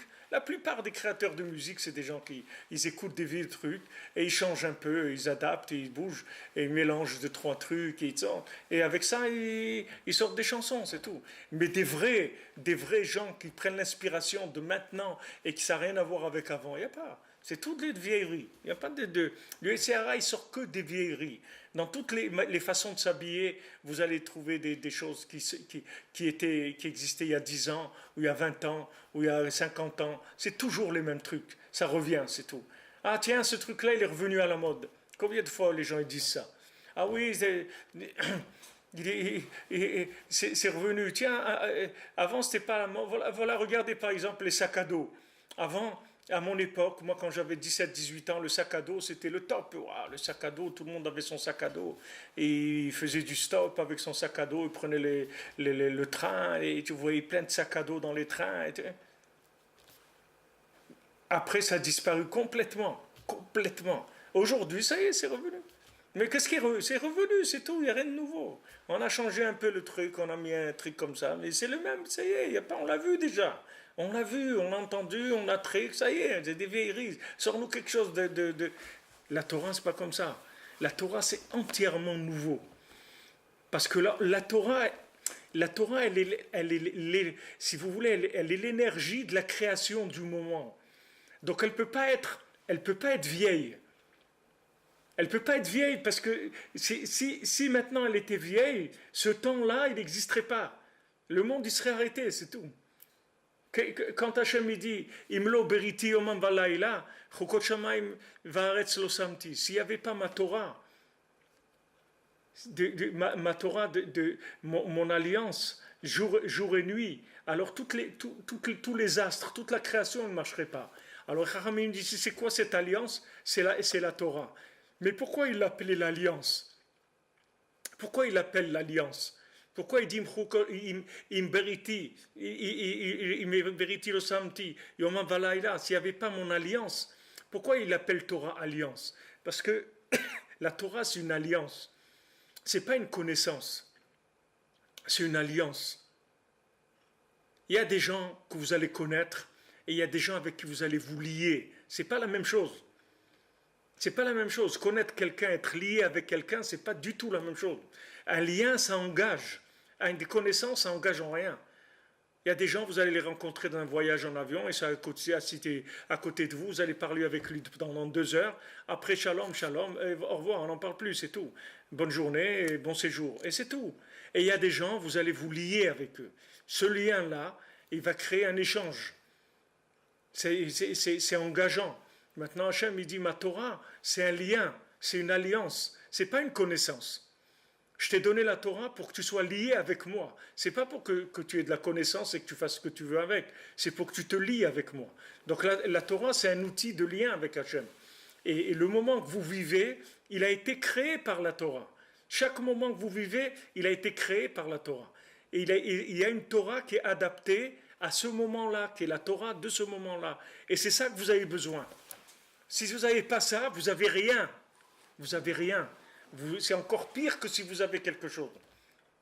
C'est comme si vous allez à la guerre avec un pistolet en plastique. C'est mieux que vous n'ayez pas de pistolet en plastique, parce qu'au moins vous allez avoir peur, vous allez vous mettre dans un trou et c'est tout, vous ne bougez pas. Mais si vous commencez à faire la guerre avec un pistolet en plastique, vous allez vous retrouver je ne sais pas où. Vous comprenez? Vous avez quelque chose qui n'est pas vrai par rapport au moment. Là, il faut faire attention. Si vous n'avez pas ça, vous allez être perdu. Et tous les gens qui sont perdus, c'est uniquement... C'est uniquement à cause de ça, parce que les gens, ils n'ont pas eu de Torah qui est adaptée, c'est tout. Soit ils ont eu des maîtres qui n'étaient pas des maîtres, qui étaient des contre-maîtres, et soit ils ont eu ils n'ont pas eu la recherche qu'il fallait, soit ils n'ont pas eu confiance. Ils n'ont pas eu une confiance dans la Torah, que la Torah, elle est vivante. Et la Torah, c'est la vie de chaque instant.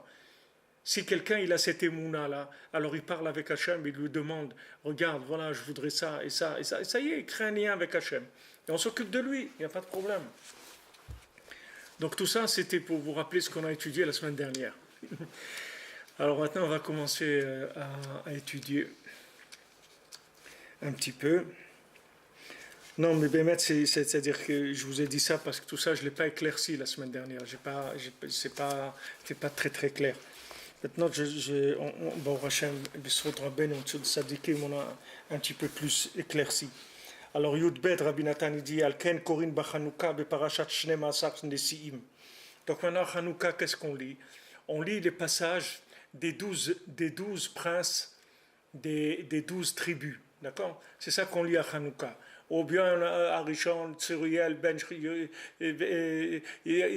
Surishadai, Corbano, truc. Après, tac, tac, tac. Après, chaque jour, on lit un des 12. D'accord?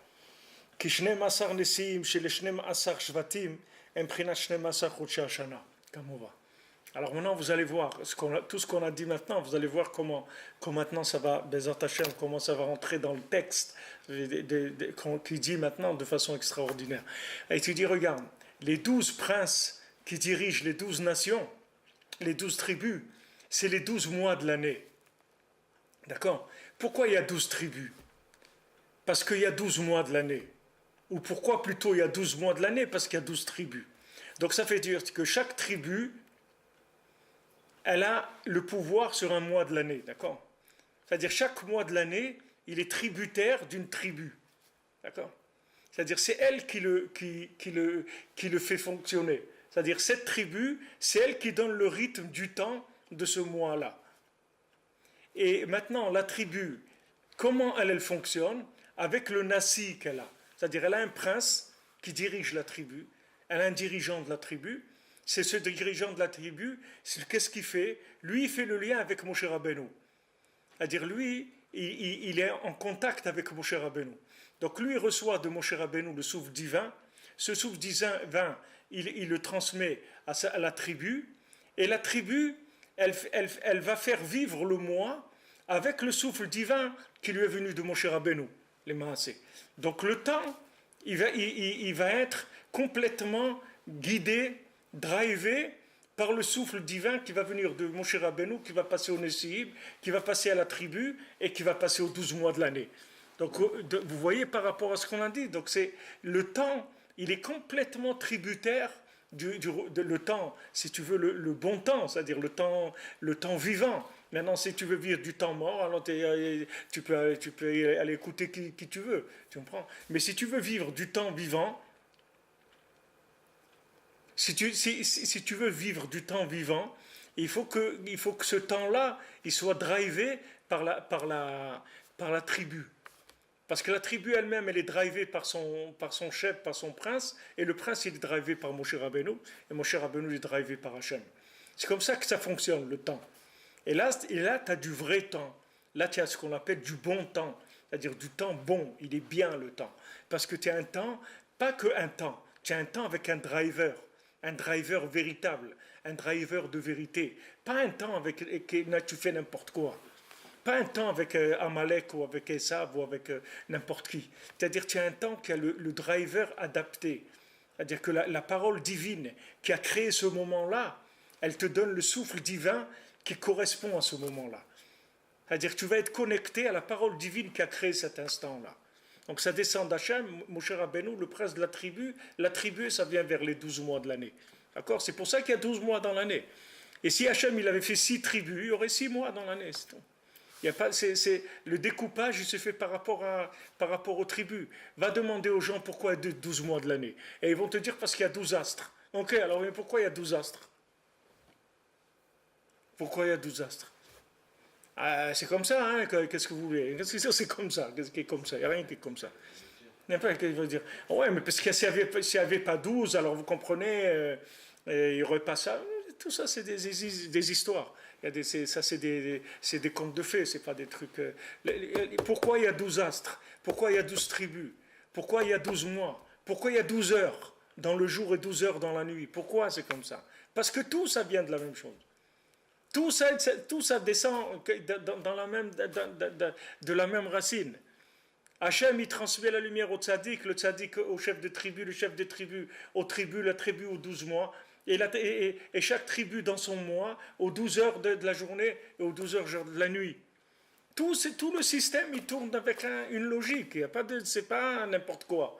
Maintenant, va demander aux gens pourquoi il y a 12 heures de jour et 12 heures de nuit. Pourquoi c'est comme ça? Ah ben parce que la lune, mais pourquoi la lune, elle fait ça? Ouais, parce que le soleil, quand il tourne, ok, mais pourquoi il tourne comme ça? Parce que les astres, et pourquoi c'est comme ça? Il y a pas, tu vas voir qu'à un moment, il va s'arrêter, c'est tout. Il va se fatiguer et il va te dire, bon, viens, on boit un coup, un truc, parce que là, ça y est, tu l'as fatigué. Il va pas. Non, la Torah, elle vient, elle rentre dans tout, dans tout.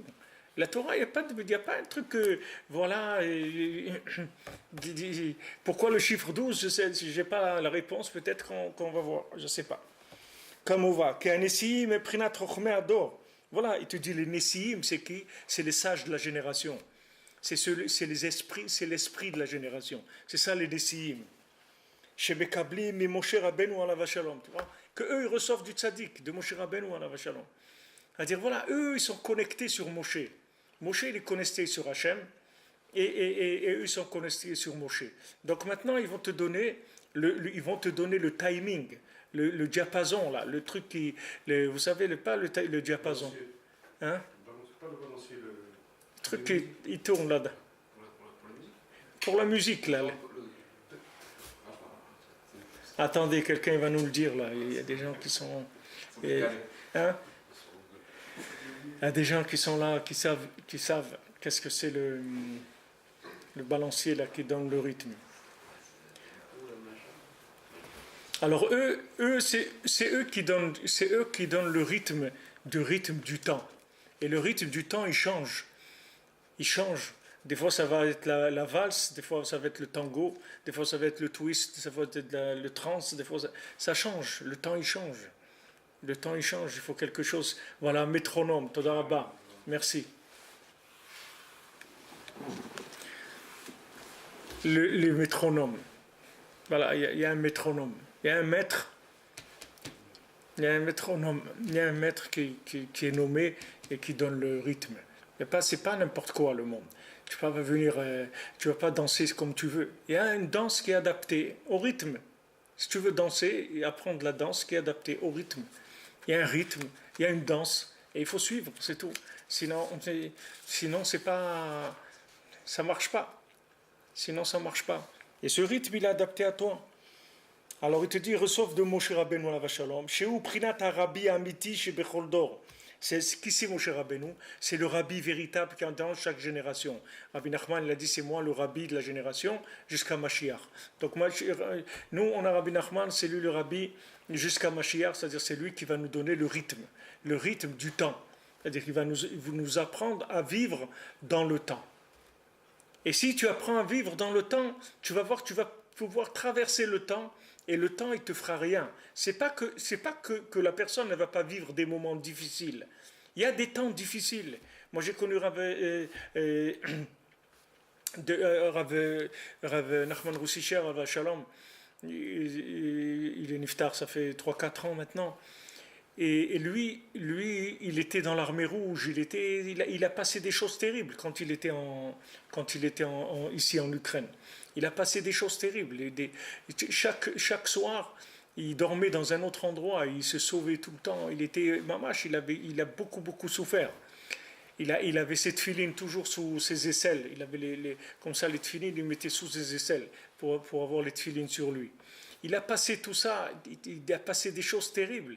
Mais tu vois que le bonhomme, il est sorti de tout ça. Ils l'ont pas mordu.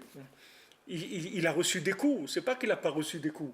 Des fois, il se levait au milieu de la nuit. Moi, je dormais toujours dans la maison avec lui.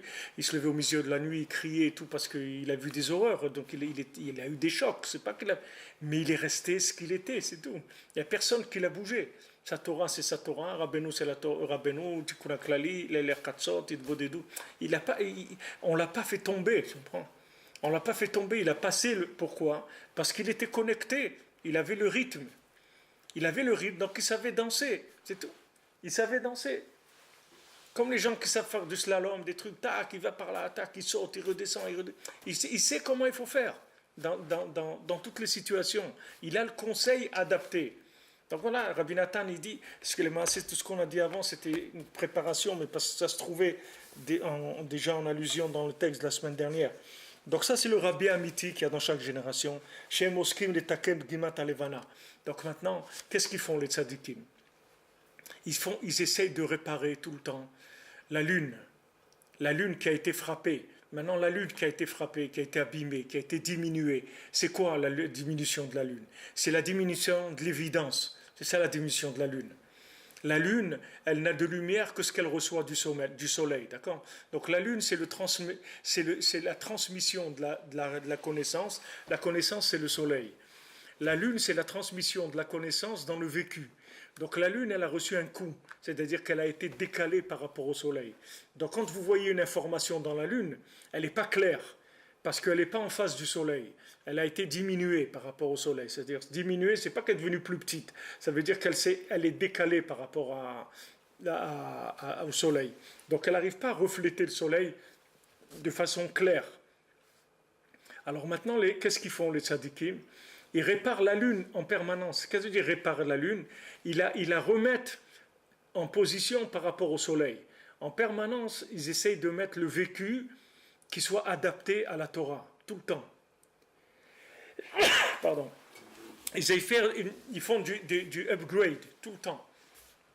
Ils font le upgrade de la lune par rapport au soleil. Tout le temps les mises à jour. Mise à jour des choses par rapport au soleil. Tout le temps la mise à jour pour que ça ne soit pas obsolète. Sinon, après sinon, un jour, tu ouvres ton ordinateur, il te dit, monsieur, votre système il est obsolète, vous ne pouvez pas ouvrir le programme. Ça y est, tu te lèves un matin, la nuit, le Windows il a installé des trucs, et après tu te lèves, le programme il ne peut plus s'ouvrir. Parce que ça y est, il te dit, il faut installer une version récente. Sinon, ça ne marche pas. Ben, c'est comme ça, la Torah, c'est la même chose. Si maintenant tu ne reçois pas les mises à jour, eh ben, un matin, le bonhomme, il se lève et il ne comprend même pas ce qu'il est en train de faire.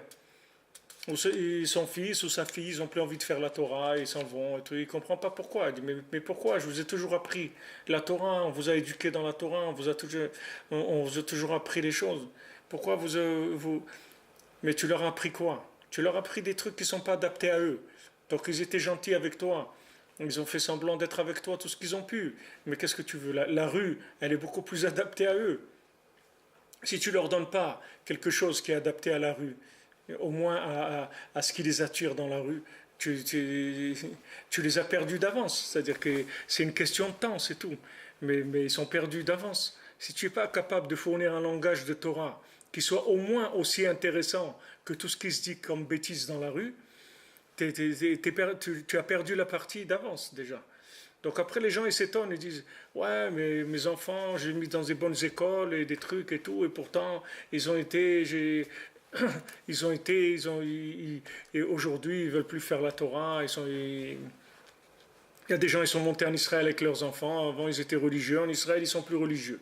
Il dit comment on est venu en Israël et mes enfants, ils sont plus religieux. Mais parce que la Torah que tu leur donnes, elle n'est pas adaptée. Tu leur as donné une Torah qui était peut-être adaptée à Sarcelles ou à Garges-les-Gonesse ou à Fontenay-sous-Bois. Mais en Israël, c'est pas la même Torah. C'est pas du tout la même Torah. C'est-à-dire que tu as besoin en Israël, tu vis on est en live, là comme maintenant, on est en live.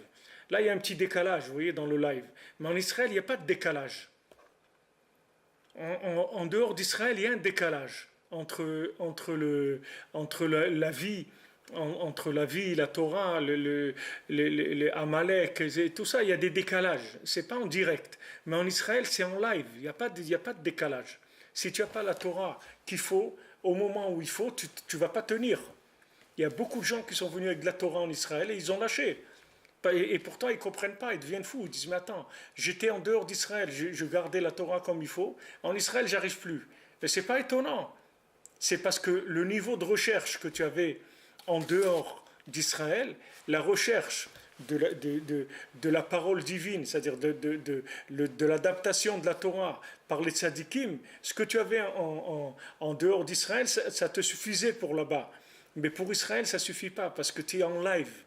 Avec Hachem, tu es en live. Hachem, il dit, moi, mes yeux, ils sont sur la terre d'Israël depuis le premier jour de l'année jusqu'au dernier jour de l'année, sans arrêt. Ça veut dire que tu es en live, sans arrêt, sans arrêt, sans arrêt. Donc tu ne peux pas t'amuser. Tu ne peux pas t'amuser. Tu vois en Israël, les synagogues, tu vas voir des synagogues de gens qui sont dans des petites banlieues de Natania ou des trucs comme... Mais c'est pas des gens, c'est pas des traditionalistes, les gens. Ils n'ont pas une approche de la prière qui est traditionnaliste. Du tout, du tout. C'est des gens, ils vivent avec la prière. C'est pas des gens c'est pas comme si tu vas à Paris ou un truc. Tu vas aller à Paris, tu vas voir des gens qui font la prière et tout, mais tu vas voir qu'ils sont en décalage par rapport à la rue. Mais en Israël, ces mêmes gens-là que tu vois qui ont le même niveau de judaïsme, c'est pas des gens qui sont des orthodoxes, mais tu vois que le bonhomme, il est en live avec la rue. Il est pas décalé par rapport à la rue. Que le bonhomme, quand il a fini sa prière, il sort dehors, il prend un café ou n'importe quoi, il n'y a pas de décalage avec l'endroit où il était dans la synagogue. Tandis qu'en Chutz La'aretz, il y a un décalage. C'est-à-dire qu'il y a la vie comme ça, et la vie comme ça, et la Torah, elle est comme ça, et la rue, elle est comme ça, etc. Il y a un décalage entre l'intérieur et l'extérieur. En Israël, il n'y a pas de décalage entre l'intérieur et l'extérieur.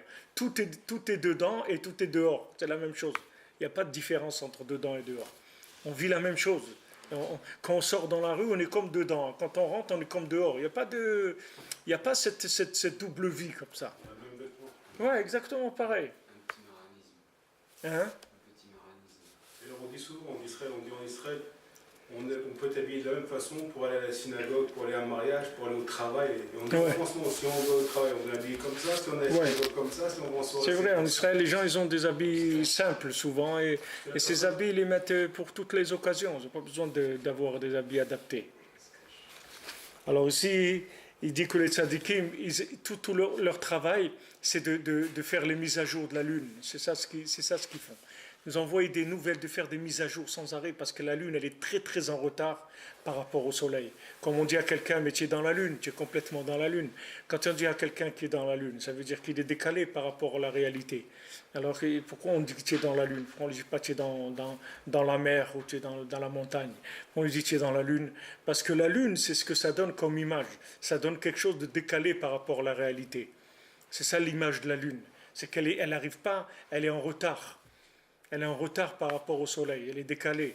Donc nous, comme j'ai expliqué avant, dans les cours avant, nous on a un calendrier qui est lunaire et solaire en même temps, c'est-à-dire Rosh Hashanah, c'est en même temps Rosh Chodesh, et en même temps, c'est le début de l'année. C'est-à-dire, en même temps, c'est le premier jour des 12 mois de l'année, et en même temps, c'est le premier jour des 365 jours. C'est-à-dire, c'est le premier jour en lunaire et en solaire, la même chose. Donc, c'est pour ça que c'est puissant. Parce que c'est un jour de réparation qui est très très puissant, puisque c'est un jour où on va arriver à faire une réparation de la Lune de façon extraordinaire. On va faire. C'est le tzaddik qui fait. Donc qu'est-ce qu'on fait? On fait de la figuration. Mais c'est le tzaddik, lui, il fait tous ces tikkunim là. Donc les tzaddikim, eux, ils travaillent sans arrêt sur ça. Des upgrades de la Lune. Essayer d'adapter le vécu par rapport à la Torah. Tout le temps. C'est-à-dire donner une Torah vivante, que les jeunes ils aient envie de vivre la Torah, qu'ils ne soient pas attirés par ce qu'il y a dehors, par les bêtises de l'extérieur, qu'ils soient pleins d'amour de la Torah, de vécu dans la Torah, qu'ils regardent tout ce que Amalek leur propose comme des bêtises. Mais pour voir ce que la rue elle te propose comme des bêtises, il faut que tu aies quelque chose qui soit adapté à ton vécu d'aujourd'hui, sinon tu ne peux pas. Tu peux pas, tu peux être la personne la plus gentille de la terre, tu vas pas arriver. À un moment, le décalage, il est tellement énorme que tu peux pas, la rue, elle attrape la personne. Tu peux pas. Tu peux pas, tu vas au travail, tu te déplaces, tu manges, tu entends des choses, tu vois des choses. Tout ça, ça t'emporte. Si tu n'as pas quelque chose à côté, une Torah qui est adaptée, tu peux pas. Mais si tu as une Torah qui est adaptée, t'es tranquille. T'es tranquille, il n'y a rien qui t'intéresse de ce qui n'est pas dans ton... Et au contraire, si tu as une Torah qui est adaptée, tu vas, même dans ce qu'il te dit Amalek, il va t'encourager dans ta Torah. Parce que comme lui, de toute façon, c'est un exploitant du temps, et que la racine du temps, c'est de la Torah, donc même dans ce qu'il va dire lui, tu vas trouver des choses qui vont t'aider dans ta Torah. Même lui, tu vas le faire contribuer à te faire progresser dans la Torah. Non seulement il ne va pas t'attirer dans son truc, mais toi, tu vas prendre ces messages à lui et tu vas les transformer en messages d'encouragement pour ta Torah. Ça va être le contraire qui va se passer. Tout ça, pourquoi? Parce que tu as une Torah qui est adaptée. C'est pour ça qu'on ne peut pas reprocher aux gens d'être loin de la Torah. Il faut reprocher aux enseignants qui ne savent pas enseigner, c'est tout, qui se renouvellent pas assez. Il y a tout un enseignement dans l'Écoute Moran où Rabbeinu il parle le Metzach HaNachash, ça s'appelle le front du serpent. C'est-à-dire le serpent, il a plusieurs parties. Mais la chose la plus dangereuse dans le serpent, c'est son front. Pourquoi? Parce que le front du serpent, c'est quelque chose qui n'a aucun plaisir, c'est que détruire, c'est tout. C'est le front du serpent. Le reste du corps, il tire des profits, des plaisirs. Mais le front du serpent, c'est la chose qui est de la destruction, c'est-à-dire de l'anti-connaissance d'Hachem pure. C'est-à-dire c'est Amalek que lui, il veut être contre Hachem, c'est tout. Il veut rien. Il veut rien d'autre. Il veut pas de ce monde, ni de l'argent, ni de la musique, ni des plaisirs. Il veut rien. Il veut détruire la connaissance d'Hachem dans le monde. C'est l'ennemi numéro 1 d'Hachem. Alors maintenant, d'où maintenant, Rabbeinu l'explique, d'où le front du serpent, il se nourrit. D'où il se nourrit le front du serpent? Chaque chose dans le monde, elle se nourrit de quelque part. Le mal, il se nourrit du bien. Donc le front du serpent, il se nourrit de quelque chose de bien qui n'a pas été fait comme il faut. Donc lui, il s'alimente de ce bien-là, il est arrivé à le détourner.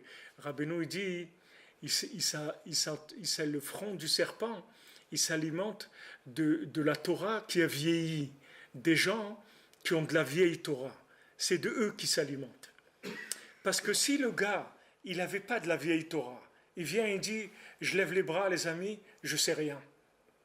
Alors les gens ne vont pas venir chez lui, d'accord? Mais si tu lui vends des vieilleries, le gars, il est venu, il croit qu'il a pris quelque chose. Après, il sort dans la rue, et boum, il se fait ramasser par Amalek. Comment il s'est fait ramasser par Amalek? Mais voilà, il a été dans un cours de Torah. Comment il se fait ramasser par Amalek? Non, parce que le gars qui lui a vendu de la Torah, il lui a vendu de la vieille Torah. Il ne lui a pas vendu de la Torah qui est adaptée. C'est comme si un gars il te vend des piles ou des trucs, tu viens, tu les mets dans ton appareil, ils ne marchent pas. Ils ne sont pas adaptés à ton appareil. Donc c'est vrai, il t'a vendu des piles, trucs, mais ce n'est pas ce que tu avais besoin. Maintenant, le front du serpent, il se nourrit de ces gens-là. De ces gens-là qui n'ont pas de la Torah, qui est renouvelée. Alors lui, il vient, il attrape les gens qui essayent de s'accrocher. C'est que les gens ils sont honnêtes, ils essayent de s'accrocher. Ils essayent de s'accrocher. Je me souviens, maintenant c'est les slichot et tout. Je me souviens les slichot, quand j'étais étudiant à Toulouse et tout, je voyais des étudiants juifs, ils allaient dans les boîtes de nuit comme ça, ils restaient jusqu'à 5 heures du matin. Après, ils allaient faire les slichot, tu vois. Mais tu ne pouvais pas les empêcher de faire les slichot. C'est-à-dire, les slichot, c'est super. Il y a des chants nifla dans les slichot et tous les gens, ils aiment les slichot, tu vois. Mais c'est des slichot. Si le gars, il arrive à passer sa nuit en boîte de nuit, après, il va faire les slichot, ça veut dire qu'il y a un décalage lunaire entre la lune et le soleil. Il y a quelque chose qui est décalé. C'est pas de sa faute. C'est-à-dire que Baruch Hashem qui fait les slichot, c'est nifla.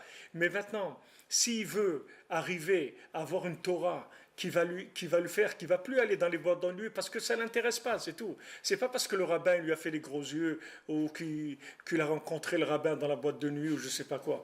C'est que il a plus envie d'aller, c'est tout. Ça lui dit rien. Là où il est, ça lui dit rien. Comment arriver à ce que ça lui dise rien?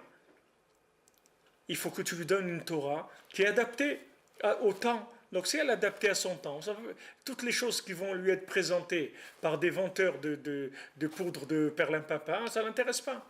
Il n'a pas envie, ça ne lui dit rien du tout. Donc c'est ça qu'ils font les chachamim. Tout le temps ils luttent pour adapter la lune au soleil, tout le temps réparer la lune, tout le temps essayer de replacer le lunaire par rapport au solaire. Tout le temps, c'est ça qu'ils font. Et chaque fois que les tzadikim, ils bougent la lune d'1 millimètre, il y a des milliers de gens dans le monde qui peuvent se rapprocher d'Hachem. Parce que ça y est, ils voient clair. Ça y est, ils ont une vision adaptée des choses. Ils disent, mais attends, mais c'est, ce qu'on nous a raconté, c'est des bêtises. Pourquoi on nous a dit ça? Mais attends, mais c'est pas ça. Ça y est, la personne s'est renouvelée, et ça y est, elle a une Torah vivante. Donc les gens les plus dangereux, c'est ces gens-là qui sont des vendeurs de Torah, c'est-à-dire des diffuseurs de Torah, mais ils diffusent la vieille Torah. Donc maintenant, vous croyez que vous avez appris la Torah, mais si vous n'avez pas appris la Torah, vous avez appris quelque chose qui peut éventuellement devenir de la Torah. Mais ce n'est pas la Torah que vous avez besoin maintenant. Il faut une Torah vivante, sinon vous ne pourrez pas suivre. Sinon, l'autre côté, il gagne. Vous ne pouvez pas lutter, c'est impossible. Il n'y a personne qui peut lutter contre les temps modernes. Impossible. Vous ne pouvez pas. Vous ne pouvez pas. Avant, il y avait des gens, il y a 3 siècles ou 4 siècles, il y avait des gens, ils étaient forts. Ils étaient forts. Ils étaient capables de résister à la rue. D'abord, la rue d'avant, ce n'était pas la rue de maintenant. Rien à voir. Les rues d'avant, qu'est-ce que c'était? Il n'y avait rien du tout dans la rue, par rapport à maintenant.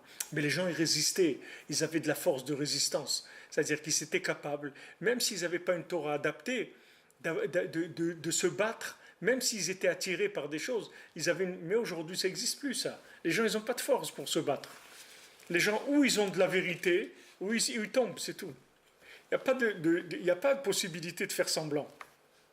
Ou la personne, elle s'alimente de quelque chose de vrai, ou elle tombe. Il n'y a pas d'autre chemin.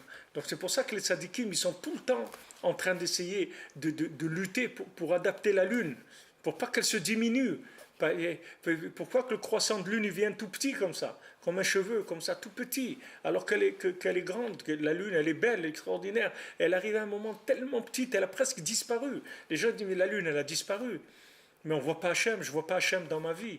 Combien de gens, les pauvres, ils pleurent, ils sont découragés, ils sont désespérés de leur vie. Combien de jeunes hommes, des jeunes filles, des gens, ils ont 35 ans, 40 ans, ils ne sont pas mariés, ils n'ont pas commencé, ils disent, mais quand est-ce que je vais commencer? Quand est-ce que je vais commencer ma vie? Ils se voient complètement, mamache, complètement, ils se voient, quelle vie j'ai? Je vois rien dans ma vie. C'est l'obscurité totale. Alors les tzadikim, ils essayent tout le temps de décaler la lune pour que la personne, elle voit un peu de lumière. Qu'ils disent, attends, mais non, c'est pas vrai. Bezat Hashem, ça va marcher. Et ce que j'ai maintenant, c'est ce que Hashem, il veut. Hashem, il me veut comme ça. Hashem, il m'aime comme ça. Hashem, il m'a programmé comme ça aujourd'hui. C'est comme ça qu'il me veut. Ah, c'est vrai, je voudrais me marier, mais Hachem, et pour l'instant, il a décidé que je ne suis pas marié. C'est lui qui a décidé. Je lui ai demandé. Voilà, j'attends, c'est tout. Mais je dois être patient parce que peut-être, tant que je ne suis pas marié, je vais faire certaines choses. Que Hachem, il veut que je fasse ça. Et quand je vais être marié, je ne vais plus pouvoir faire ces choses-là. Alors Hachem, il a besoin de moi comme ça. Hachem, il me veut comme ça pour l'instant. Donc j'accepte. Tout ça, c'est quand la lune, elle s'est un peu ouverte. Mais si la lune, elle est complètement noire, c'est ma marche, comme ils appellent ça, the darkness of the moon. Darkness of the moon, c'est terrible, l'obscurité de la lune, quand elle devient noire complètement. Alors que la lune, elle brille plus que le soleil encore. La lune, elle brille plus que le soleil, c'est-à-dire que la lune, elle est plus grande que le soleil, parce que la lune, c'est le soleil, mais adapté à ce monde. C'est beau le soleil, mais le soleil, quand il est en lune, c'est beaucoup plus beau que le soleil. Parce que le soleil, tu ne peux pas t'approcher, tu ne peux pas regarder l'éclipse. Il n'y a que Trump qui regarde l'éclipse en lunettes. Mais les gens normaux, ils doivent mettre des lunettes pour regarder l'éclipse solaire. Quand est-ce qu'il y a une éclipse solaire? C'est très rare. C'est très, très, très rare. Il y a eu maintenant. Oui, il y a quelques jours. Mais pas ici. Il y a eu. Mais il paraît qu'il y a des pays qui sont. Il y a quoi? Les pays qui étaient atteints justement par. Ça a ramené un genre de malédiction sur le pays. Ah, c'est l'Ikoui Hamas s'appelle. Quand le soleil, c'est le soleil qui reçoit un coup. C'est pas la lune. Quand il y a l'éclipse, ça s'appelle que le soleil, il a reçu un coup. Mais là, c'est sûr, le soleil, il ne faut pas qu'il bouge, sinon c'est terminé. C'est-à-dire, ça amène beaucoup de rigueur. Mais la lune, il faut tout le temps la réadapter. C'est pour ça que nous, on a un double calendrier et on joue avec les deux, pour qu'ils soient toujours ensemble, pour pas qu'ils se décalent trop l'un par rapport à l'autre. Et le jour où la lune elle sera adaptée au soleil, ça y est, c'est le tikkun, le monde il est réparé, c'est fini. Donc si quelqu'un il arrive à trouver sa connexion, son rythme dans la Torah, c'est-à-dire une Torah adaptée à son vécu, ça y est, il est déjà en train de vivre la Géoula, il est dans la délivrance déjà. שהוא בחינת קדושת 12 ראשי חודשים כנגד 12 שבטים. Donc maintenant, tout le lien de la lune, c'est la lune, elle repasse une réparation tous les 12 mois, c'est-à-dire 12 fois dans l'année. Elle passe la réparation, et des fois 13 fois quand il y a un 13e mois, elle passe la réparation par rapport à chaque tribu. C'est-à-dire chaque tribu, il va réparer par rapport à chaque tribu, elle a son angle, comment elle voit les choses, comment elle révèle la divinité dans le monde. Chaque tribu, elle a sa façon d'adapter d'Hachem par rapport au monde, c'est-à-dire elle a son angle, comment elle travaille. Donc elle va faire sa réparation lunaire par rapport à son angle à elle, chaque tribu comme ça. Chaque fois, chaque tribu, chaque mois pendant les 12 mois de l'année. C'est pour ça qu'on lit ça à Hanouka. Pourquoi? Parce que comme Hanouka, on est arrivé à la réparation de la Emouna dans les sages. Puisque comme on a dit, comme on a fait la réparation à Yom Kippour, à Rosh Hashanah, on reçoit à Hanouka la force d'allumer ces lumières-là, c'est-à-dire avec la fiole du Kohen Gadol, qui n'a pas été impurifiée par les Grecs. C'est-à-dire on a arrivé à garder une fiole de conscience véritable, qui n'a pas du tout été bougée par le temps. Le temps, il n'est pas arrivé à rentrer dans cette fiole-là. Donc cette fiole-là, c'est une conscience pure, vraie, de émettre l'air mytho, c'est-à-dire d'une vérité absolue, une petite fiole comme ça. Ça, on l'a eu à Hanouka, mais ça vient du miracle de la confiance dans les sages, qui a permis de trouver cette fiole-là, qui ne sont pas arrivés à la rendre. Pourquoi? Parce que les Chachamim, ils l'ont mis au-dessus du temps. C'est-à-dire que eux, les Grecs, ils cherchaient dans le temps, ils ne l'ont pas trouvé. Et les Chachamim, ils l'ont mis au-dessus du temps. Et nous, quand on a eu besoin à Hanouka, alors on a trouvé cette fiole-là. Cette fiole. Et cette fiole, si tu la trouves, après ça allume tout. C'est pas une fiole qui va brûler un petit peu. Ça y est, après elle brûle les Olam Vaed. Tu vas allumer 1, 2, 3, 4, 5, 6, 7, 8. Quand tu arrives à 8, c'est la 8e dimension, c'est l'infini, c'est fini. C'est-à-dire que tu rentres dans l'infini. C'est-à-dire que ça brûle jusqu'à l'infini, la lumière de Hanouka. Alors, dans Hanouka même, on lit les 12 tribus. les 12 princes des 12 tribus, chacun qui a amené son offrande, pour te dire, voilà, regarde, tout ce que tu es en train de vivre avec Hanouka, que tu es arrivé à trouver une huile qui n'a pas été impurifiée, l'huile c'est la chokma, c'est la sagesse, tu as trouvé de la connaissance qui n'a pas été impurifiée, c'est-à-dire qui n'a pas été atteinte par le temps, que la rue n'a pas influencé. Alors, cette huile-là, sache que tu l'as trouvée grâce aux 12 tribus qui reçoivent la lumière des 12 princes, qui reçoivent de Moshe Rabbeinu, qui reçoivent d'Hachem. C'est pour ça que quand vous allumez la Hanoukia, c'est écrit que tu peux allumer la Hanoukia jusqu'à tant qu'il y a des gens dans la rue encore. Quand il n'y a plus personne dans la rue, tu ne peux pas allumer la Hanoukia avec la bracha. Comme ça, c'est la halakha. Il y a hein? Oui, parce qu'il n'y a plus. Mais on te dit et regel minashuk. C'est comme ça écrit qu'il n'y a plus un pied dans la rue. C'est-à-dire qu'on te dit voilà le signe de la Hanoukia, c'est qu'il n'y a plus dans la rue, il n'y a plus rien dans la rue. Quand tu dis à quelqu'un qu'est-ce que tu vas faire dans la rue maintenant, il n'y a rien dans la rue. C'est-à-dire dans le temps il n'y a plus rien. Quand tu vois que le temps, tout ce qui est du temps, ça ne t'intéresse pas, que la coupe de cheveux avec le truc comme ça ne t'intéresse pas, que cette musique-là ne t'intéresse pas, que le truc, la boîte de nuit ne t'intéresse pas, que les bêtises ne t'intéressent pas, ça veut dire que ça, c'est la preuve que tu as allumé la Hanoukia. Ça, c'est la preuve que tu as trouvé l'huile. Parce que cette huile-là, elle t'a alimenté, tu n'as plus besoin. La rue, elle s'est éteinte complètement pour toi. C'est-à-dire qu'elle n'a plus aucun sens. C'est-à-dire qu'elle ne t'attire plus. Mais si tu n'as pas cette fiole-là, si tu as de l'huile de vidange, tu as été allumé avec de l'huile de vidange, la rue, elle t'attrape tout de suite. Il y a pas c'est irrésistible. La rue, elle est irrésistible. Donc ça, c'est la Gdusha de Rosh Chodesh, c'est-à-dire le principe de la réparation de la lune. Et ça, c'est le sod d'Aïbour, c'est le sod du rattrapage du temps que les Chachamim ils ont fait quand ils mettent un mois supplémentaire, le mois de Hadar, c'est-à-dire on ajoute un mois pour rattraper tout le décalage qu'il y a eu entre la lune et le soleil, de manière à ce que le temps il bouge pas que tu ne fasses pas Pessah en hiver ou des trucs comme ça, c'est-à-dire que ça va rester toujours dans la même époque, ça va jamais bouger parce qu'on rattrape tout le temps. Si on ne rattrapait pas, alors il n'y aurait pas de... Tandis que le calendrier grégorien, il ne tient pas compte de la réalité, il fixe les choses, peu importe la réalité, il ne regarde pas. Et le calendrier musulman, il va d'après la lune, donc il bouge. Il va faire le ramadan une fois en été, une fois en hiver, un truc, parce qu'il n'y a pas dans le temps, il n'y a pas de maîtrise. Tandis que le calendrier grégorien, lui, il fixe tout et il ne tient pas compte de la réalité. C'est que de la théorie, c'est que du soleil, c'est tout. C'est-à-dire, on ne regarde pas le vécu. Voilà comment c'est tout. Des théoriciens. Et nous, notre Torah, ce n'est pas la même chose. Nous, on a les deux dans la Torah. On a la théorie et on a le vécu. Et la théorie et le vécu, il faut que jamais ils se quittent. Jamais ils se lâchent d'une seconde. Il faut qu'ils soient toujours ensemble. Parce que si Chaz Shalom, ils se quittent une seconde, ça y est, c'est parti. C'est terminé. C'est-à-dire, il faut les deux. Comme le cœur et la source, que Rabbeinu dit. C'est-à-dire, le cœur et la source, ils doivent se voir tout le temps.